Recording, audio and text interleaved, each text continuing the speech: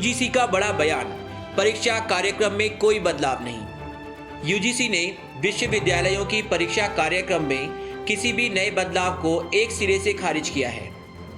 दरअसल पंजाब और दिल्ली राज्यों द्वारा विश्वविद्यालयों की अंतिम वर्ष की परीक्षाएं रद्द करने को लेकर यूजीसी ने यह बड़ा बयान दिया है।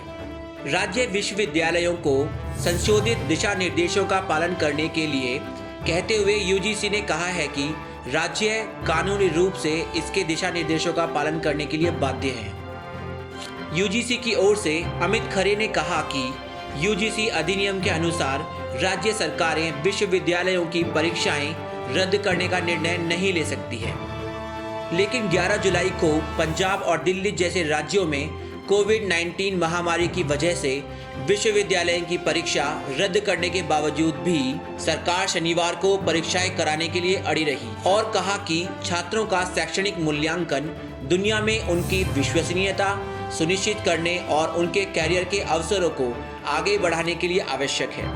मानव संसाधन विकास मंत्री राकेश पोखरियावाल ने स्पष्ट किया कि सितंबर के अंत में यूजीसी की टर्म परीक्षा की समय सीमा समाप्त हो गई है और सरकार प्रतियोगिताओं की दुनिया में छात्र सुरक्षा और उनकी शैक्षणिक विश्वसनीयता दोनों के लिए प्रतिबद्ध है।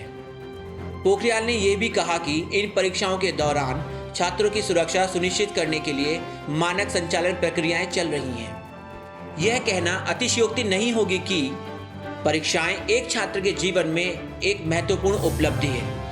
क्लियरिंग परीक्षा छात्रों को आत्मविश्वास और संतुष्टि देती है। परीक्षा उनकी दृढ़ता, प्रतिबद्धता और विश्वसनीयता को दर्शाती है, जो बदले में उन्हें वैश्विक स्वीकृति देती है।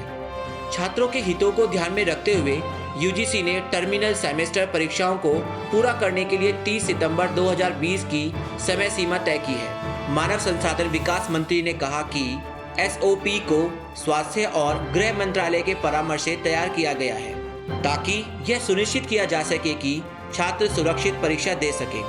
छात्रों को ऑनलाइन और ऑफलाइन दोनों तरीकों से परीक्षाएं देने की अनुमति दी गई है। कांग्रेस नेता राहुल गांधी ने भी परीक्षा कार्यक्रम को रद्द करने की मांग की थी।